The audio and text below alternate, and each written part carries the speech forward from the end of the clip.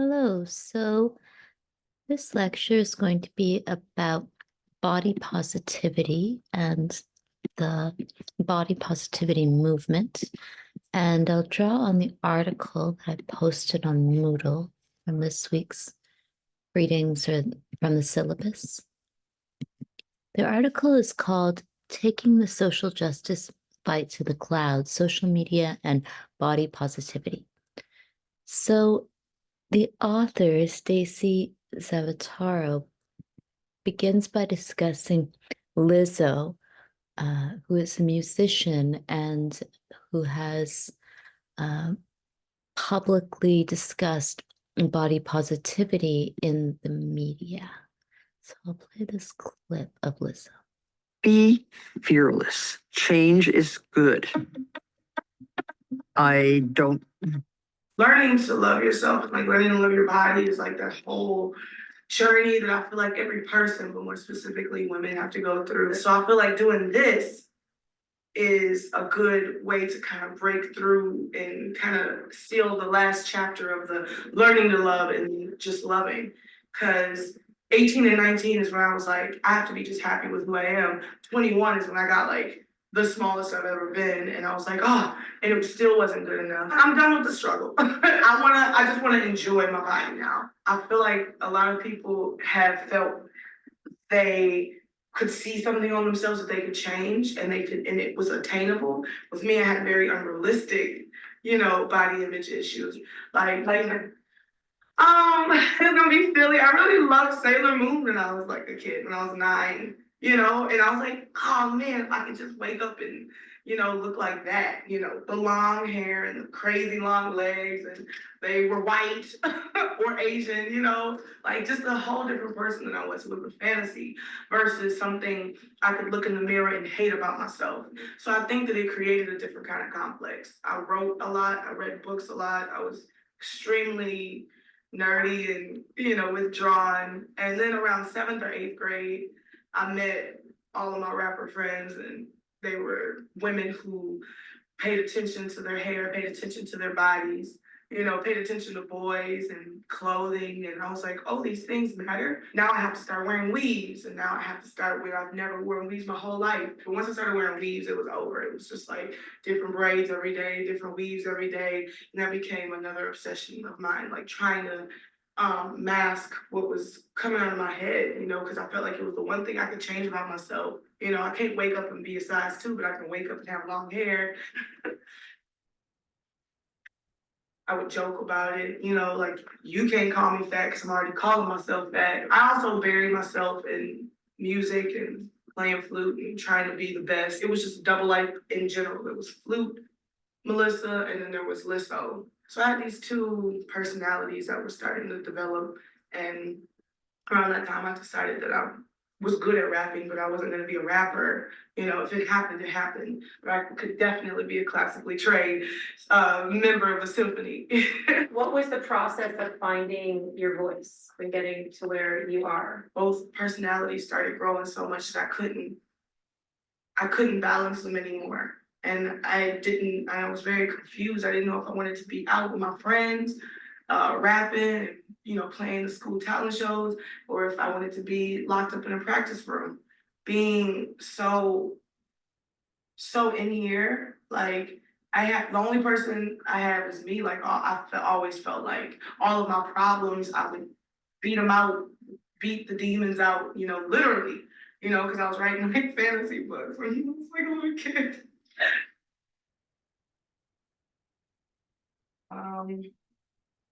The hat is what makes the hair look nice, so get ready for the Waka Flocka flame up here. I feel like my problems with myself or my problems with people will resolve or dissolve on their own if I just hold it in. He created this like warped self-image I have, like, and even in the silliest way, it's dysmorphic because I feel like I'm bigger than everybody. I learned to love my bigness so much that it turned into this awesome thing where I feel like I'm bigger than every person I know, like boys, like especially I'll be like, I'm taller than you. And the guys are like, no, you're not. And then we'll stand up and he'll literally be 6'1" and I'm 5'10", but I feel bigger and taller. And it's a good thing. I'm not like, oh, I'm bigger than all the boys. I think holding that in my head and believing it made me feel I have this like reverse like body dysmorphia where it's like all of my insecurities are awesome things. And so now I'm just like, I'm big, and you gotta be real big to be able to handle me, which leads to the next problem. Single. Like men are definitely intimidated by it. And not even in a cool way, not even in like men are intimidated by me. They have literally said, I don't think I can handle it. And I'm like, what can't you handle, you know? And then I realized it's all of this stuff that I've created, this bigness, you know, that they can't get past because it's not really me. It's like this defense mechanism I built of me to protect myself. And you can do the book all the jewelry. Yeah, I'm taking it all off.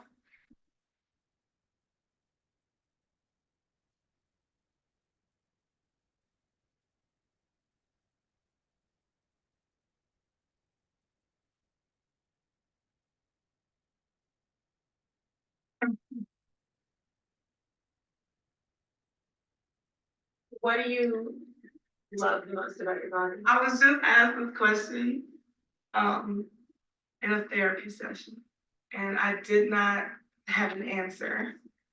I kept naming things about my personality. I was like, I really like my tenacity. And she was like, okay, but what about some physical things? I think most recently I fell off a cliff and I scratched myself up pretty badly. I had a friend, she's like, oh my God, just looking at my arms. And he was like, look at you. Look what you did to yourself. And I was like, oh my God. And he's like, look at your skin. After getting scraped up like that, it made me appreciate my skin. I love my skin.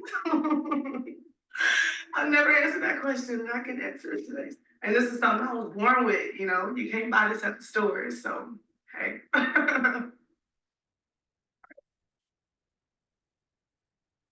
The weight comes last. I think so. It's a pretty big insecurity for me. Like y'all can see my thighs and my butt all day, but my hair is a secret. The idea of what beautiful hair is completely warped in where I was from, like Houston. It'd be like, you know, oh, I'm mixed, or I got silky hair, I got good hair, but good hair doesn't exist. You know It's what a I'm $90 saying? billion business. There you go. It's a $90 billion business to make Black women hate their hair. And you know what? It's not going out of business. That's the sad part. I'm one of them. I'm contributing. I spend so much money. I could have bought 2 houses.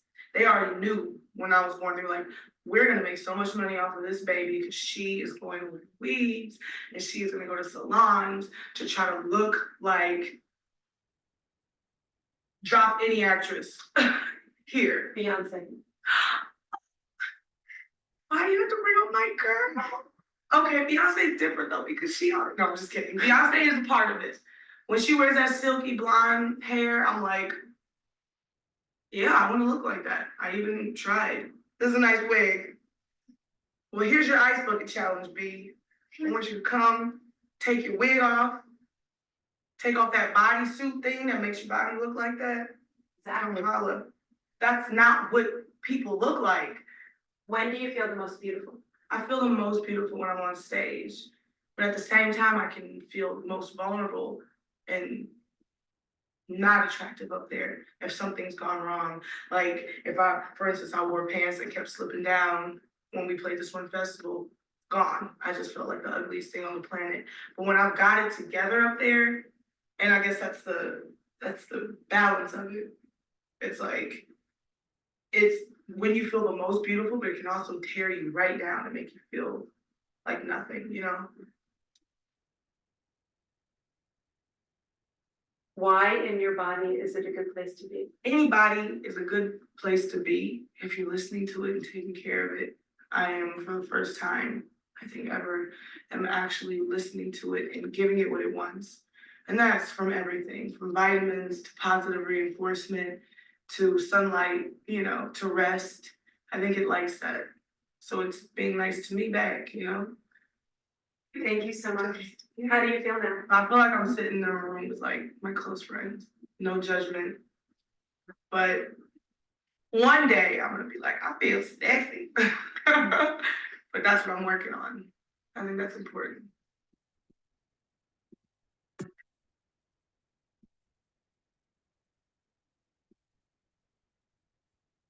So, the author for this week's reading discusses body positivity as any message, visual or written, that challenges dominant ways of viewing the physical body in accordance with beauty ideals and encourages the reclaiming of embodiment and control over one's self-image. Body positivity encompasses any individual or movement actions which aim to denounce the societal influences and construction of body norms and instead promotes self-love and acceptance of bodies of any shape, size, or appearance, including roles, dimples, cellulite, acne, hairy bodies, bleeding bodies, fat bodies, thin bodies, and disabled bodies. There is no one person or there was no one person or website that launched the body positive movement. Instead, it was a series of individuals using new online engagement mechanisms to tell their own stories. So the body positive movement is a movement and a set of ideas that challenges really consumer driven ideas of aesthetic perfection and of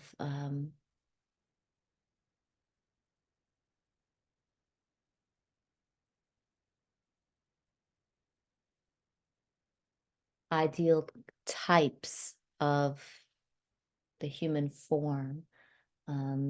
So the body positive movement and the thinking that inspires body positivity often looks at challenging the idea of a typical body or a normative or ideal body as one that all people should labor to resemble. So the purpose of the article is to examine the social justice ties between social media and fat bodies in society. Using Cementelli's map of the individual, I show the tension between the physical and digital worlds when it comes to social justice issues, specifically looking at Instagram accounts related to body positivity or not. Cementelli's map was meant for the physical world, so I extend its application into digital space by choosing some exemplar Instagram accounts to highlight how people who might not find power in the physical world can use digital spaces to create their own sense of self-worth. In other words, when the physical world is cruel to fat bodies, people can reclaim their power in a digital realm by controlling the content and narrative. So the idea of having control over society and even the world through having control over sameness of bodies has been a central theme that we've discussed throughout the course. So we've talked about eugenics, which often involved historically creating extremist programs in which certain people could not have children. And the most extreme example would be Nazis and Nazism. And there are other examples we've discussed, like the forced sterilization of Indigenous women in Canada by nurses. So this is an example of control and controlling fantasies that involve specifically gender-based violence against women who are part of subaltern populations whose embodiment and reproductive vitality are seen to be threatening to the creation of a future of sameness, and also supremacy of certain groups of settlers, or certain religious groups. So ethnic cleansing, throughout history and even in our contemporary time period, has always involved this marking of an immutable form of difference onto the body of those who are deemed to be minorities. In reality, there is obviously a great deal of variety in terms of how people appear, as much as there is often a lot of sameness from the perspective of medical health. So the construction of certain bodies as being extremely different than others and worthy of surveillance or attention, ridicule, hypersexualization has always been a tool of violence, and in its most extreme tool of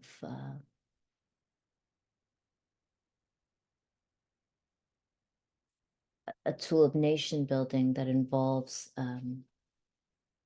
the destruction of those who are deemed to be minorities.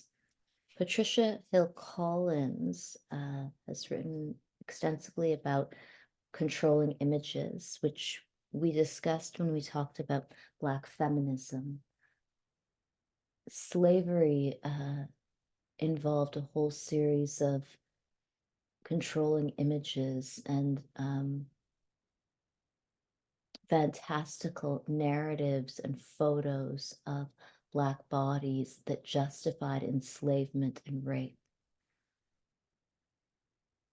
So this construction of certain people as being wholly other to us or to society has always been a way of justifying extreme violence. So the body positivity movement, as the article discusses,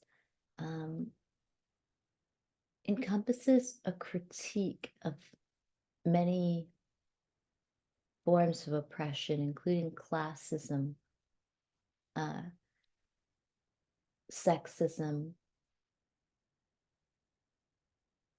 xenophobia, religious violence, racial discrimination.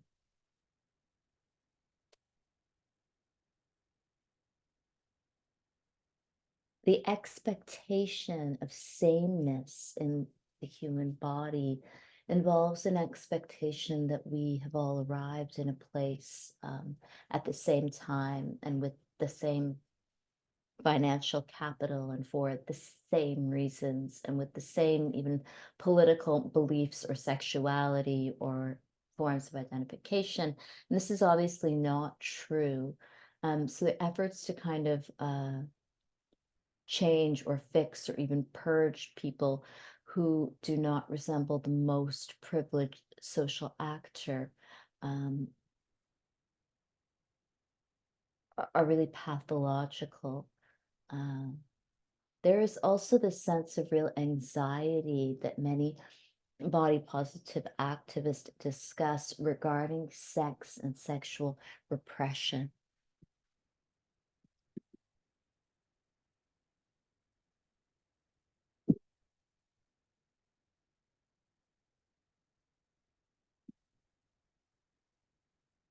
Want to leave works through my being.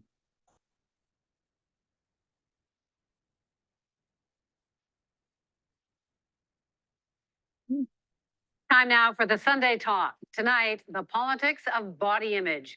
While there was another call this week to ban sugary drinks here in Canada because of obesity, another message is getting a lot of momentum.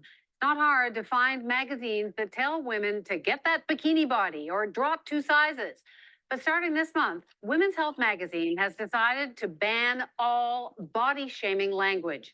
It's part of the body positive movement, which promotes being happy with your body at any size. Marvelous. Round to me, darling. Yeah? Swinging 60s saw the rise of the supermodel, and thin was in. Twiggy's a marvelous little thing. She's just like a little fledgling, like a little baby bird. And as time passed, the industry seemed to demand an increasingly impossible ideal. The new young faces and tall skeletons who have taken over, pushing out an older generation that seems by comparison almost fat. In the 90s, some called it heroin chic, and it sparked an epidemic of eating disorders and insecurity. 10 years ago, Dove pushed back with its Real Beauty campaign. More than just one size is beautiful, and aspiring to be healthy is really what matters. Lately, that idea has really taken off. Tess Holliday, size 24, is the largest model to be signed by a major agency. Really giving all this faith and confidence to other plus size women who really need this right now. From clothing companies to celebrities on social media, big is in. And the pressure's off men, too. Check out the latest look known as the dad bod. But a recent study found a link between the use of plus-size models in advertising campaigns and growing rates of obesity. After a person is exposed to ads that promote body acceptance using larger sized models, people are more likely to make unhealthier decisions. So eating more, eating foods with more calories, becoming less motivated to work out. Now it's a world of mixed messages. I'm joined by our panelists tonight. Tasha Carradine is a columnist with the National Post and iPolitics. Stephen Marsh is a culture writer at Esquire magazine. And Sachi Cole is a senior writer at BuzzFeed Canada. Well, because I don't want the guys to feel left out of this discussion, I'm actually going to We probably should be, but too late now. Too late Here. now. What do you think of this whole movement? Well, I think it's wonderful. I mean, I think being ashamed of your body is, you know, a very terrible vestige of an ancient system, and we should have got rid of it long ago. And I think this new movement actually reflects a kind of real sexual culture that is totally healthy and wonderful. Sachi? Yeah, I mean, I think something that gets lost in when we talk about the body positive movement it isn't just about, you know, what you look like, but part of it is about not hating yourself, because I think women are told that you need to hate your body. You have to hate it. It has to be smaller. You need to shrink. And there are people who are going to police you, and you need to police yourself. So I think anything that tells women that they can just exist and it's good and it's fine and everything you're doing is okay is a good thing. Is it all good, Tasha? No, surprise. I don't think it's all good. And I will take issue with the notion that this is a freeing thing. I think this is just another example, in fact, of a marketing campaign of companies saying, hey, now it's okay to look this way, so you can look this way. I think the problem with the body positive movement, there's a difference between accepting yourself and saying that this is an ideal, this is fine. And if you are weighing 300 pounds, you're going to have health problems. Tess Holliday can make all the money she wants, but the reality for many women her size is not that rosy, especially as they get older and they have health problems. So I think, to me, too thin or too fat, neither is good. I mean, to me, that's sort of beside the point, because I think if you're going to fashion to look for either morality or healthiness, you're looking in the wrong place, right? I mean, I think what we're talking about is in the body positive movement is actually trying to get out from fashion, because fashion is this cyclical thing about, you know, Marilyn Monroe's a size 12, and then you go down to Twiggy, and then you go up. And so there's always this ideal. And surely, to me, like, part of being a cultured person is understanding, like, you know what, desire is actually very diverse in particular. But how is this different? This is my question. How is this different to say, you know, Tess Holliday and other extremely large models are now the in thing and celebrate that they are in? How is that different from saying Twiggy is in? Because they're not saying this is the only type. Because that's the difference. Being body but they are positive encouraging means that type. They are encouraging that type, just as we criticize for encouraging anorexic models. It's the same kind of unhealthy encouragement. I agree, no morality in fashion, but still, I criticize it because of that.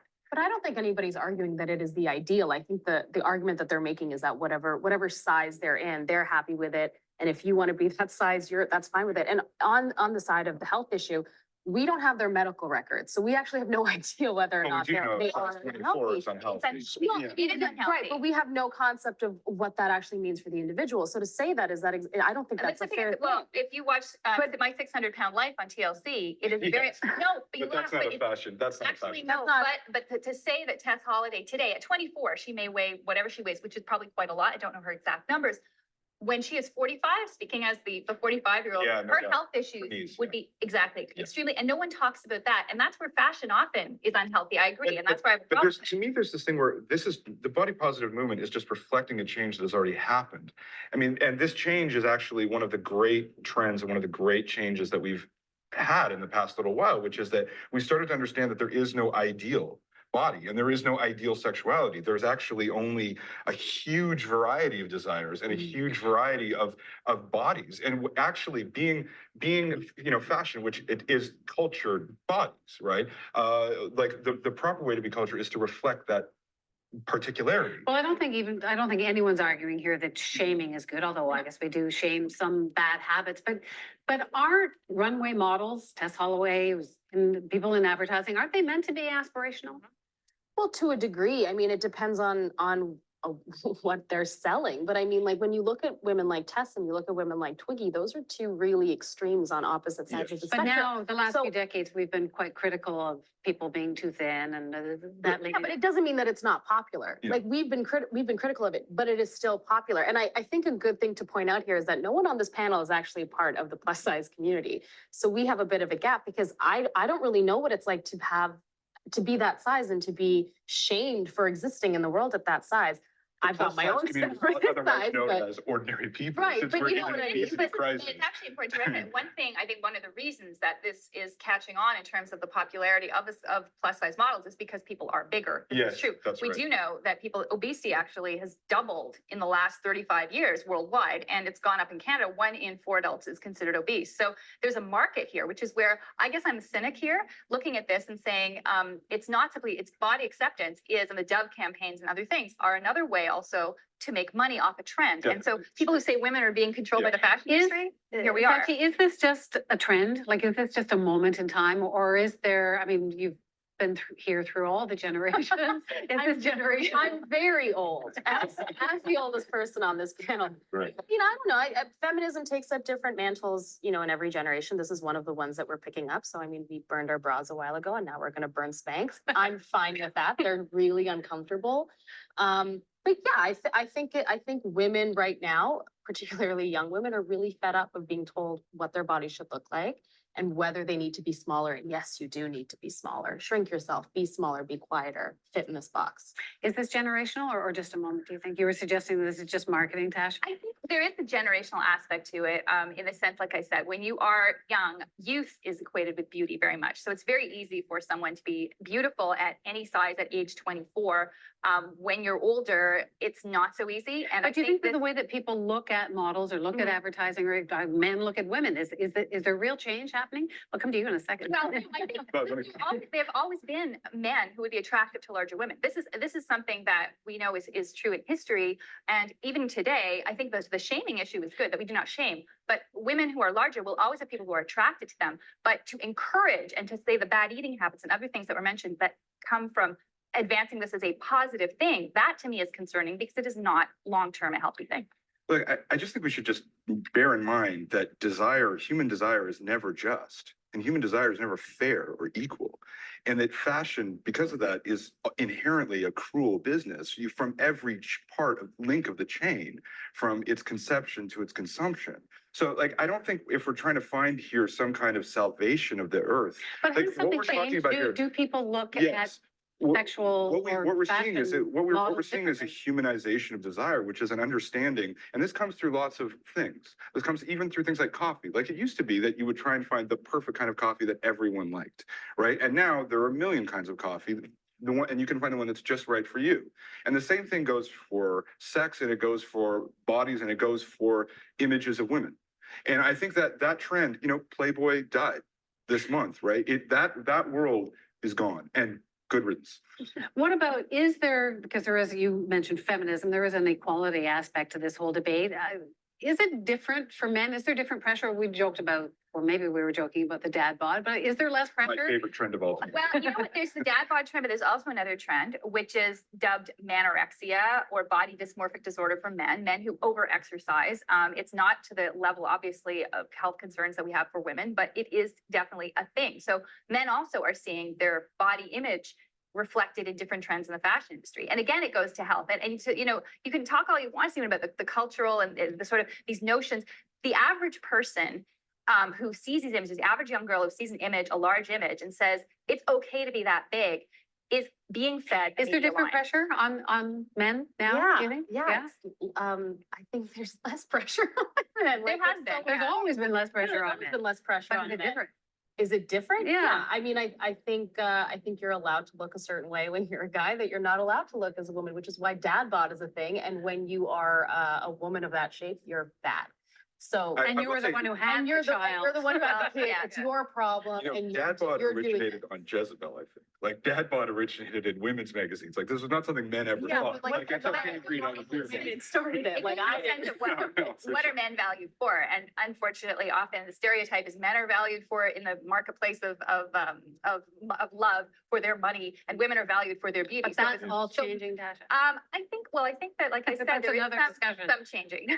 But do you feel more pressure now to be like I that? probably should, but I don't. So you know- what's dad bod about? What is that? Well, I think the dad bod is actually, it's also the same kind of sexual culturation. It's like understanding that, you know, having some testosterone fueled guy with like the triangle is actually maybe not as good as somebody who cares for children and likes to eat a little and has appetites. And that might actually be more interesting man than, you know, Arnold Schwarzenegger in 1978. But why doesn't that work for women? lots of things don't work for men, women that work Yeah. for men. So if we're gonna go down That's that the road, truth. That'd be a long we'll be here for a conversation. while. But I think the thing to keep in mind is that I know you're talking a lot about when you look at these images, it would promote a less healthy lifestyle. But when I think about it, being younger and seeing a lot of images of really thin women and not ever being able to fit in that. If I were to see somebody who was a little bit larger, even closer to my size, that to me is comforting. It doesn't tell me that I should eat more, I should work out less, but it tells me that I don't need to hate myself.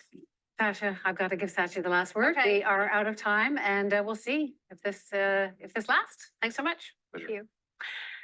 And more talk about body shaming. Here's another story we've got for you. This week was National Weight Watchers Week in Canada, and 900 overweight women held their annual convention in Hamilton.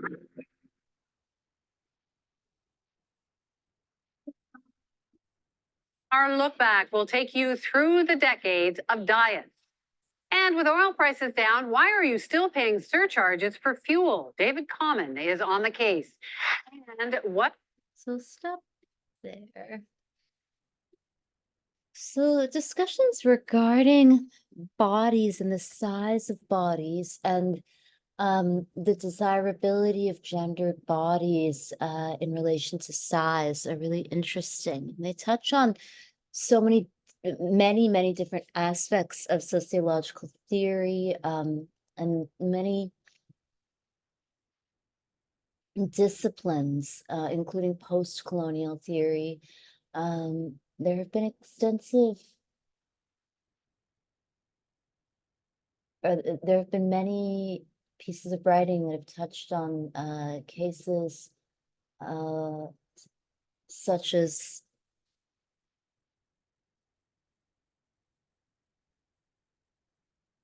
the case of the Hottentot Venus.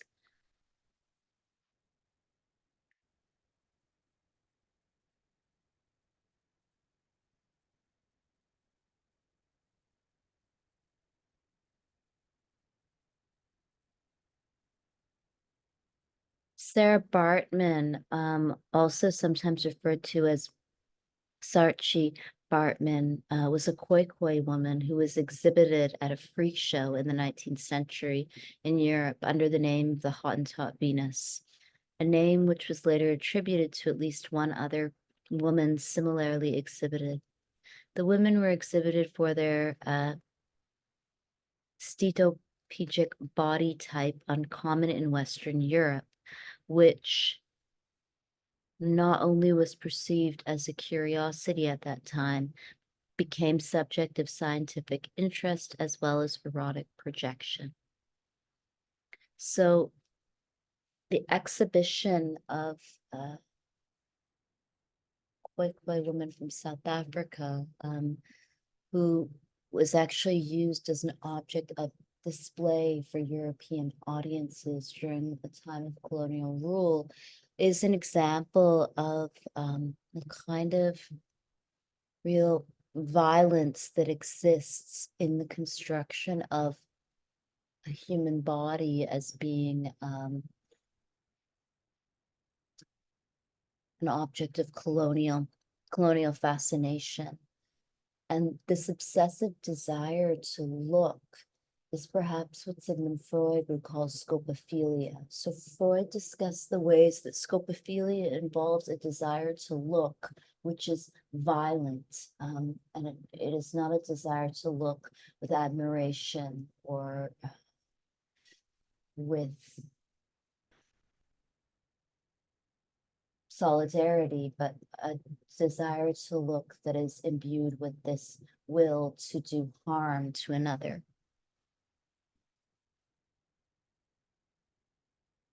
And this kind of pathological gaze is really central to the case of the Hottentot Venus. Hottentot was a colonial era term. Sorry, Hottentot was a Dutch colonial era term for the indigenous Khoikhoi people of South Africa, which then became commonly used in English, but which is now usually considered an offensive term. Sorry, I sometimes stumble over words, especially when the cases are really disturbing, like this case of the Hottentot Venus. So Sarge Bartman was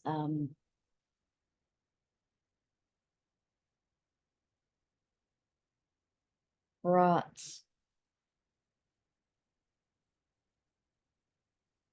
to England and put on display in 1810.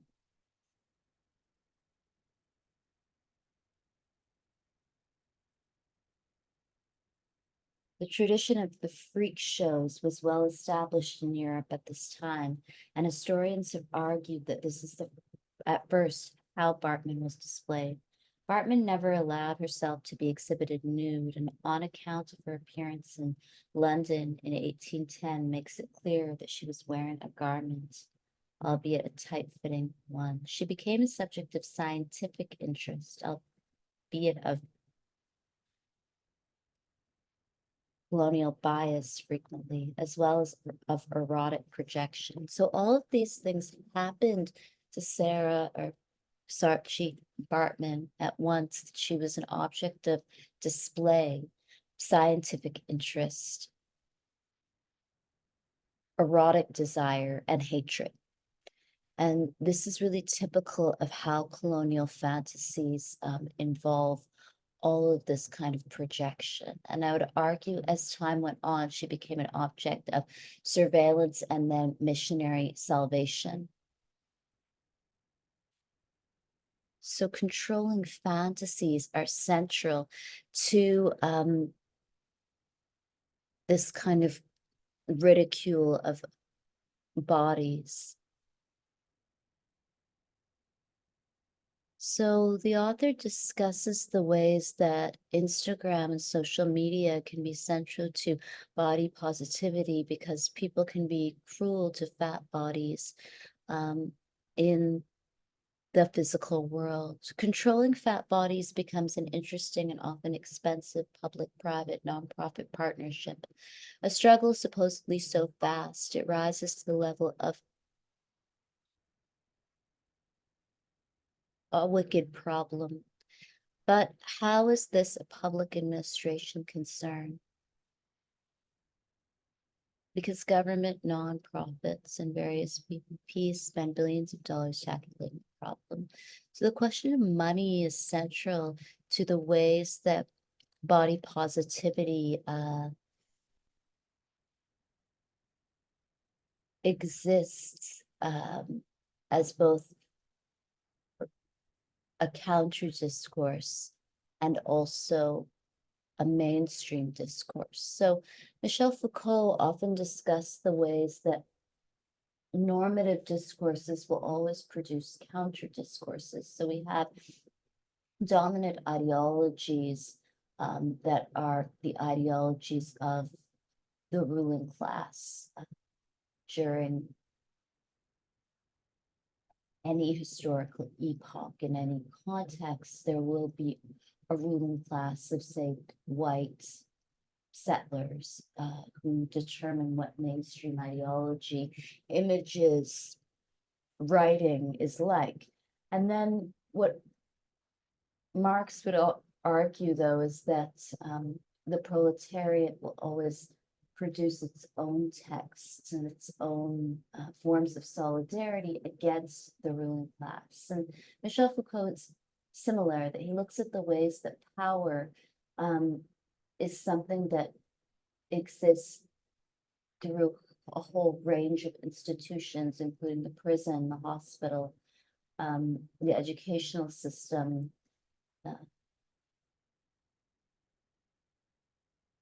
But he also always argues that there is a space of resistance against normative ideologies or mainstream discourse. So the body positivity movement, as discussed in this clip with different experts, is both a kind of challenge to mainstream sexist discourse while also producing its own forms of capital. So in the 1970s, the late 1970s, Laura Mulvey, a very well-cited feminist film theorist, discussed the term the male gaze. And what Mulvey argued was that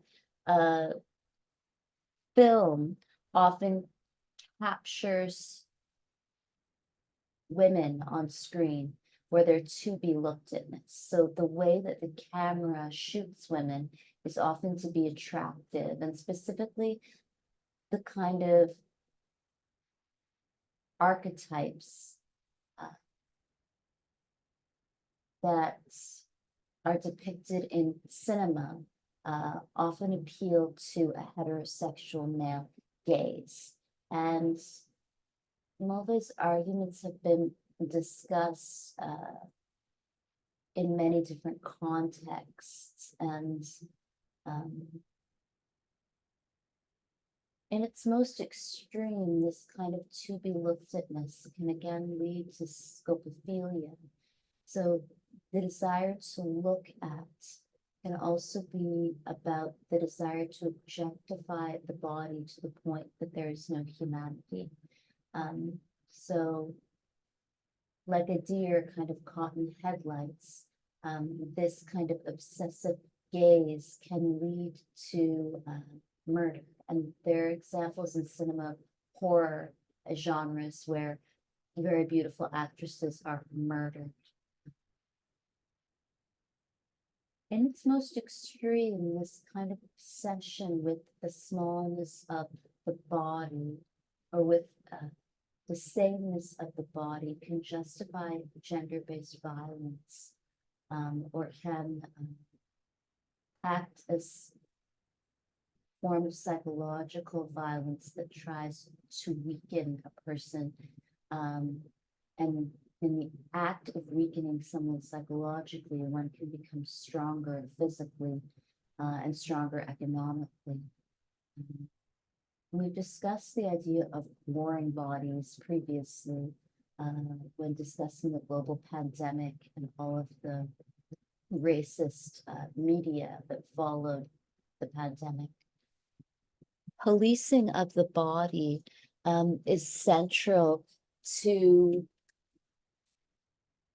ways that societies try to enact contemporary biopolitics. So biopolitics has been a central term that we've discussed throughout the class, and biopolitics refers to the construction of bodies in service of nation building. So biopolitics is a way of governing.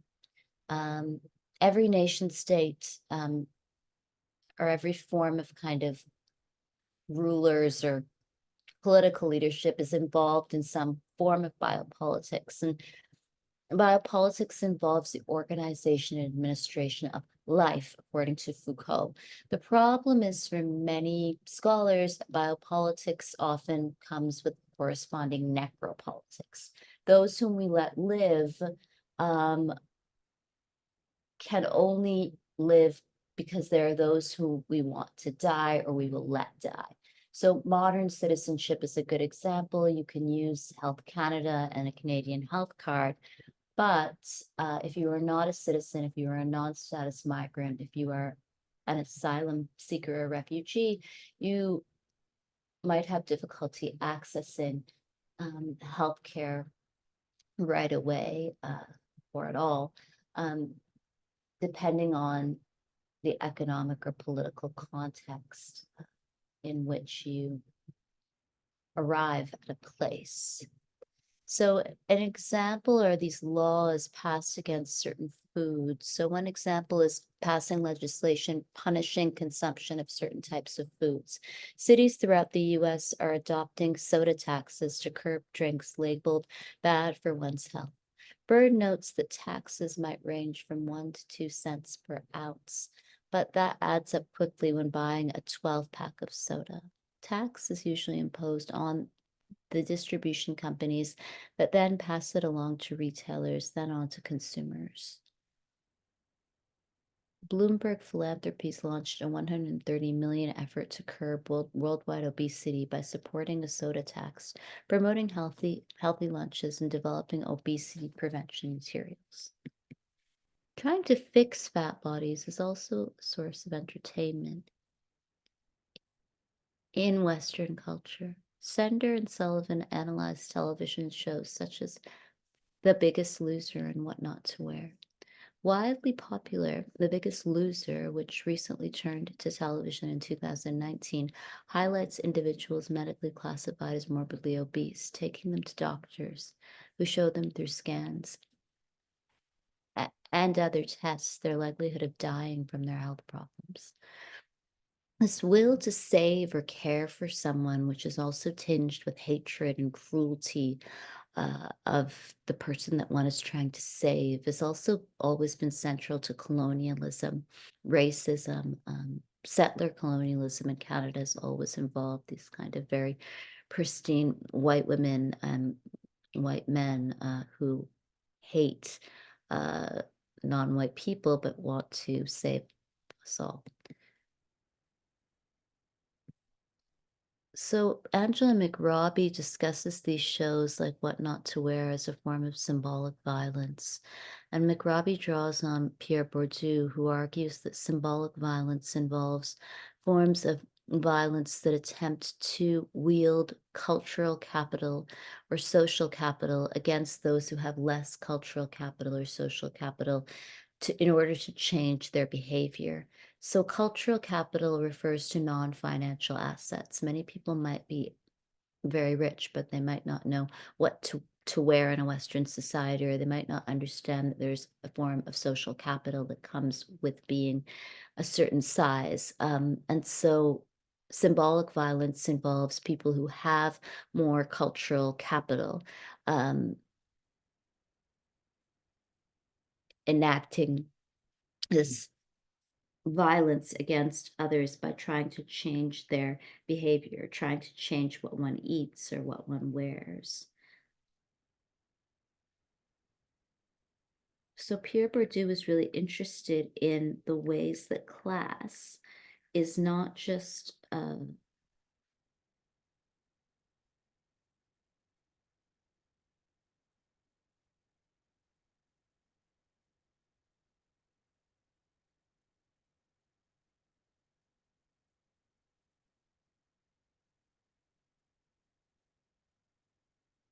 is not just about money.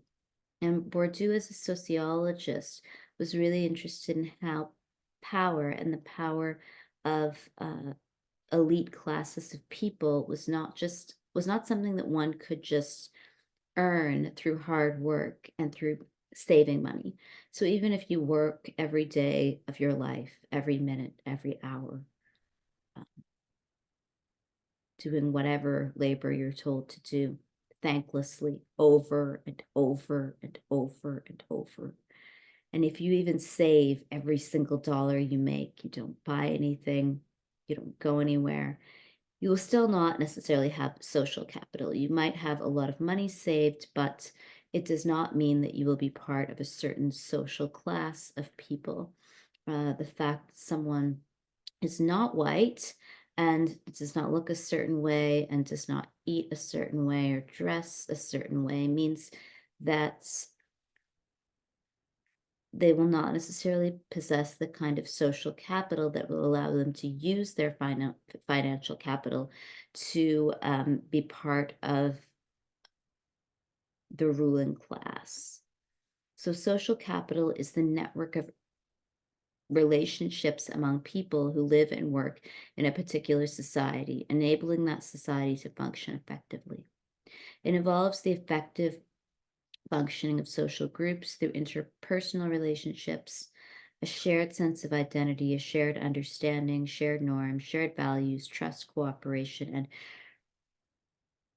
reciprocity. Social capital has been used to explain the improved performance of different groups. And so social capital is really also about who you know. So cultural capital is about what you know, in terms of how cultures function and what cultures value, like North American culture could value thinness as an ideal, and understanding this as a form of cultural capital. Social capital is about networks of people that you know, friendships, relationships, people who will talk to you. None of this is really about money. So Bourdieu is interested in the ways that no matter how class will always reproduce itself, no matter how much money one really earns or saves, if they don't have cultural capital or social capital, they will never really obtain a different class position. So when someone who has cultural capital meets someone who does not, they can enact symbolic violence against those who have lesser capital than them. Bourdieu's writing, writes McRobbie, allows us to recast symbolic violence as a process of social reproduction, this time through a particular post-feminist spatial and temporal framing of female individualization, the body, and the world of cultural objects. The victim of the Makeover TV program presents his or her class habitus, including home, family, friends, neighbors, and social milieu, for analysis and critique by the experts. That is, although the victim of individualized, he or she is also understood as embodying a social category of persons. These bodies on show display an incorporated history. So this kind of incorporated history is really about this post-feminist spatial and temporal framing of individuation.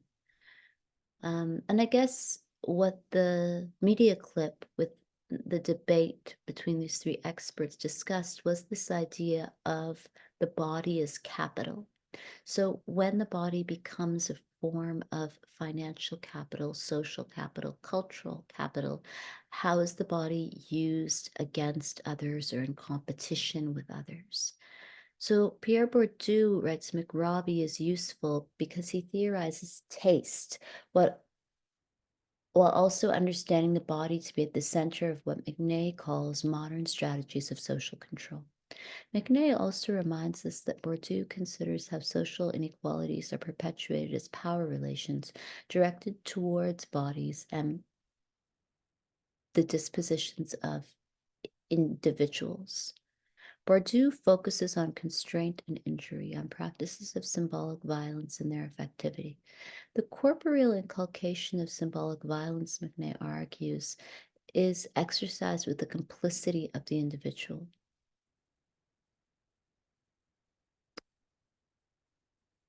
So the complicity is what is interesting about social media and about trends is that people often consent to being instructed to do things with their bodies by others.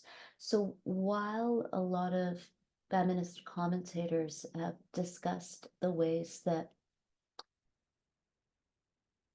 women and queer people in particular, but also increasingly cisgender heterosexual men as well, are pressured or forced to do things with their bodies. McRobbie discusses the ways that many people consent to this kind of makeover or change because they want to obtain more cultural capital or social capital. Bourdieu's concepts of cultural capital and cultural intermediaries provide fine tools for understanding these programs as a genre. It is only possible here, however, to provide a hasty sketch of how this might be done. In front of the camera, the cultural intermediaries flaunt or play up, sometimes flamboyantly, their own middle or upper middle class backgrounds by bringing these to bear in the way they present the programs, almost to the point of exaggeration or distortion. So Trini and Susanna are the examples that Angela McRobbie discusses, and they are middle class British women who can teach working class British women how to dress in certain ways. And with dress, there are also all these points of etiquette, how to speak, how to behave even, which are all really about class. The point with Bourdieu, though, is that no matter how much money someone has or how hard someone works or how much money someone saves, social and cultural capital are not innocent categories. They exist to prevent people from ever becoming middle class if they're working class, or ever becoming rich if they were poor. And I would argue that in the case of many Black women whose bodies are negatively or almost pathologically represented within the media, that refusing to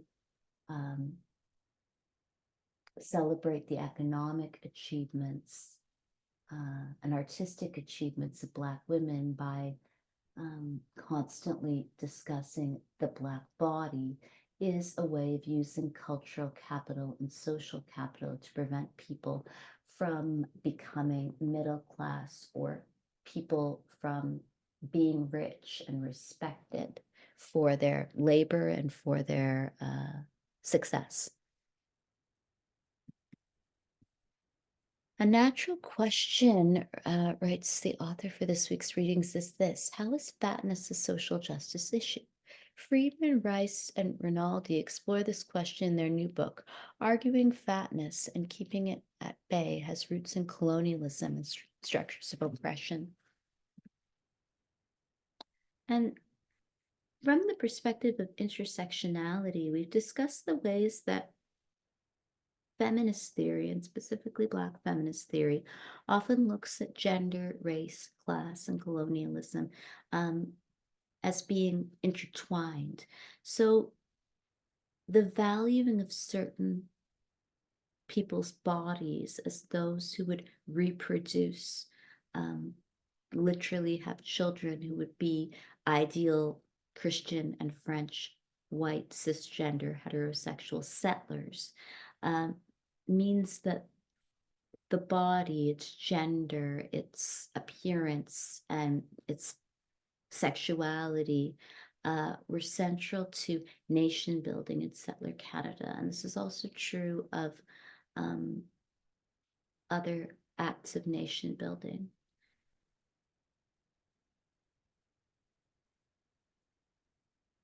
So constructing the colonized as being less than human justified the theft of land and property, and also justified sexual exploitation and slavery. Hegemonic neoliberal narratives about thinness perpetuate injustices against fat people, making them less than full participants in society, seeking solace perhaps in digital spaces where they can be themselves. So the internet allows for this kind of counter-discursive argument to emerge in which body positive activists can discuss their own interpretation of media and health.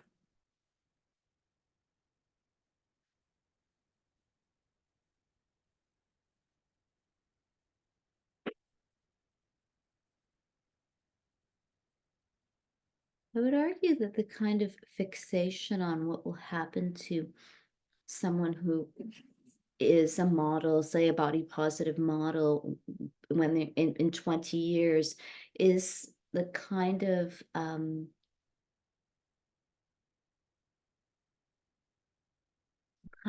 thinking that imagines that someone's earnings or financial capital do not matter. And often what matters is thinking about perhaps their future motherhood or reproduction. I mean, when someone is, say, 25 or 26, they could be in the Canadian military.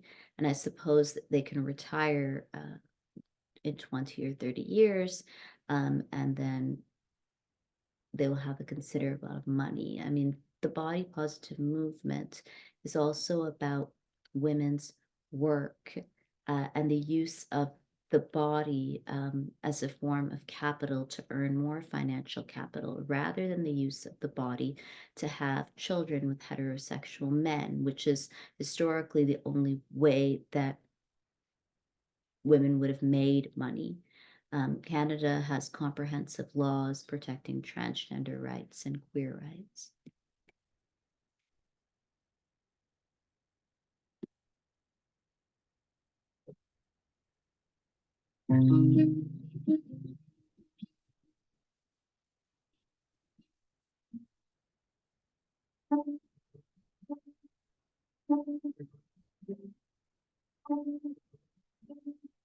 I decided I would try to trace the transition in the Western world from valuing voluptuous figures to valuing slender ones. And what I found was that it had everything to do with the growth of the slave trade.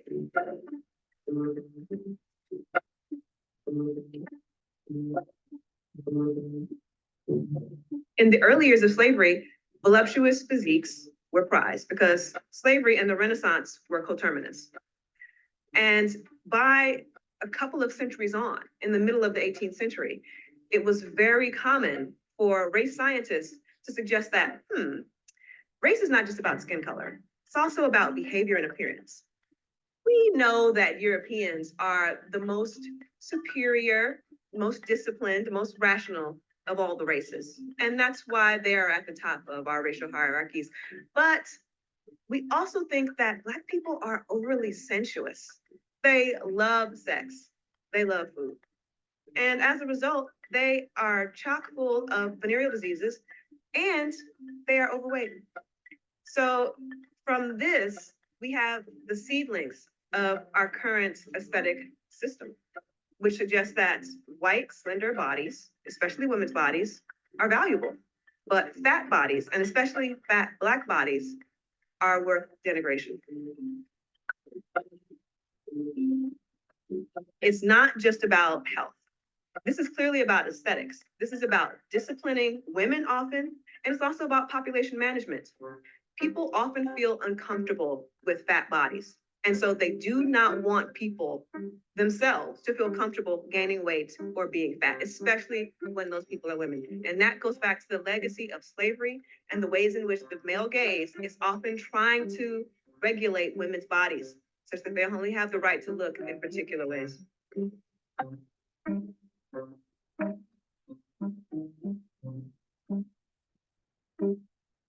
wasn't until the 1980s around that the medical field started to use BMI. BMI, they admitted, was both flawed and arbitrary, but they adopted it anyway. And we can see the wreckage that has resulted from that decision.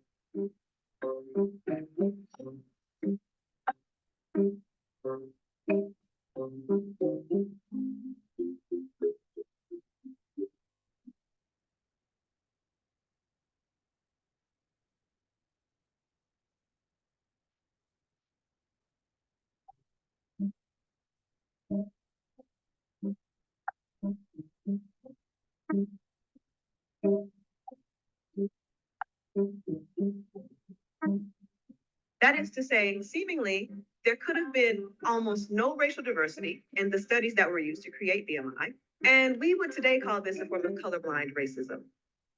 Of course, back in the era of slavery, we expected, or at least Westerners at that time expected, that Europeans were the ones creating what constituted good and bad science. But these days, we live in a world of multiculturalism and inclusion, and we understand that white men in lab coats should not alone determine standards for the globe without research that is incorporating a diverse array of individuals.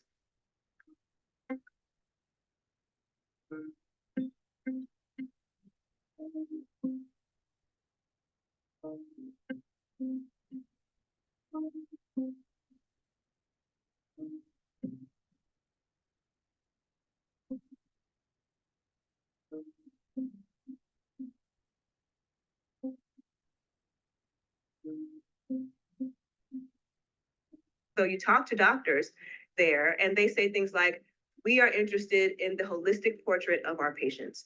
That means when they come in, they can take their weight, but their weight is not going to be the main thing they're going to talk to them about. They're going to talk to them about their family history, their dietary practices, their exercise, their sleep, their levels of stress. All of these things and many more contribute to our health outcomes. We can talk about environmental toxins. We can talk about the walkability of your neighborhood.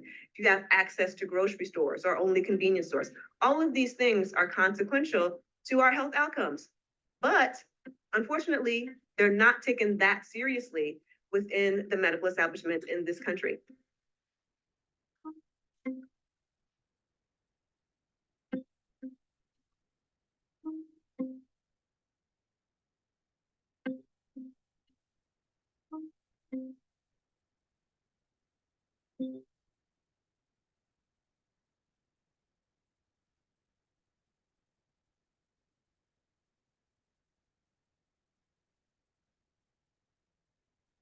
So the author for this week's readings, the author of this week's readings states, adding an intersectional lens only exacerbates this problem.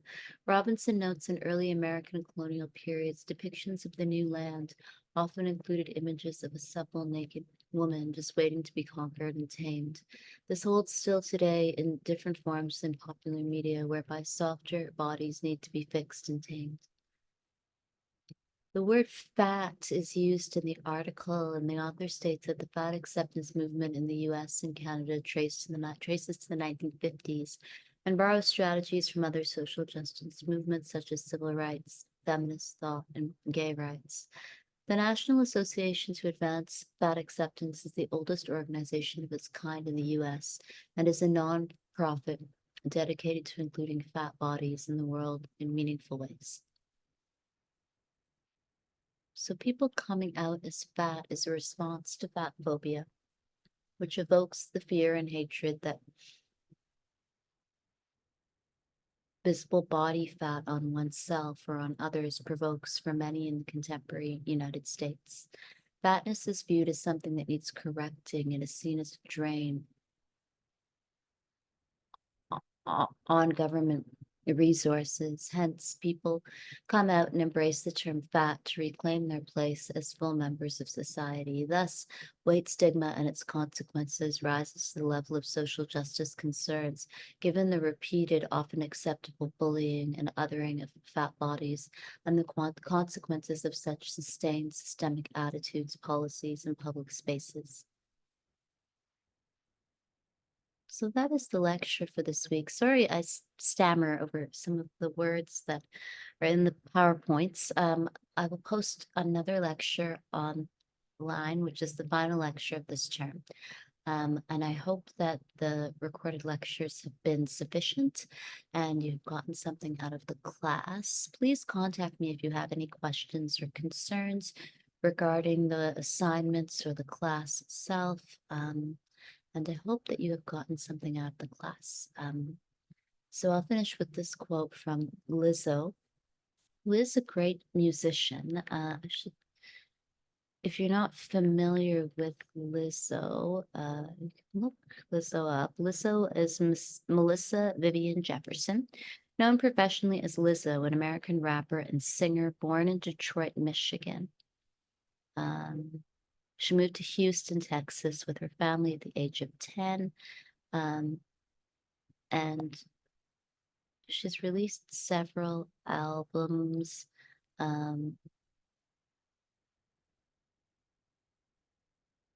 In 2021, she released the single Rumors, and she's won several awards for music. And Lizzo is also a body positive activist. And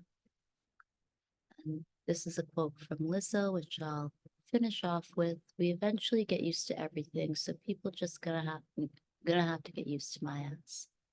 I'll say it again. We eventually get used to everything, so people just gonna have to get used to my ass. Lizzo. So that is the class for this. Or that is the second last lecture for this week. And that's all. I hope that you're doing well, and I hope that you have enjoyed the semester. Thank you very much for your participation, and I will post one final lecture, and then I will mark your final papers. Thanks a lot. Bye. Bye. Cheers.